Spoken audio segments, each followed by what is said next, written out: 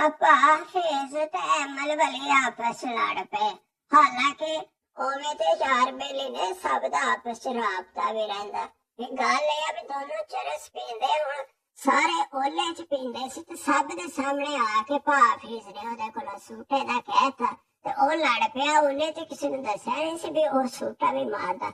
ਵੈਸੇ ਤੇ ਕਹਿੰਦੇ ਹਮਨ ਵਾਲਾ ਹਮ ਪਿਆਲਾ, ਤੇ ਉਹਨੇ ਕਿਹਾ ਵੀ ਤੂੰ ਜਗ੍ਹਾ ਹੀ ਨਹੀਂ ਦੇਖੀ। ਹਾਲਾਂਕਿ ਜਰਨਲ ਦੇ ਅੱਗੇ ਕੋਈ ਬੋਲ ਸਕਦਾ, ਲੇਕਿਨ ਉਹ ਵੇਖੋ ਮਾਫੀ ਮੰਗਣ ਲੱਗ ਕਿਉਂਕਿ ਫਿਰ ਰਾਤ ਨੂੰ ਇਕੱਠੇ ਜੋ ਪੀਣੀ ਹੁੰਦੇ ਆ ਤੇ ਐਵੇਂ ਦੋਨੋਂ ਲੜੇ ਸਭ ਦੇ ਸਾਹਮਣੇ।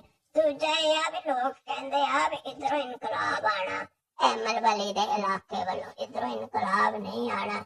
ਇਹ ਕਿਉਂਕਿ ਇੱਥੇ ਇਨਕਲਾਬ ਸਿਰਫ ਉਦੋਂ ਹੀ ਆ ਸਕਦਾ ਜਦੋਂ ਇਹਨਾਂ ਦਾ ਨਸਵਾਰ ਬੰਦ ਹੋਏ ਤੇ ਬੇੜਾ ਬੰਦ ਹੋਇਆ ਤੇ ਚਰਸ ਬੰਦ ਹੋਈ।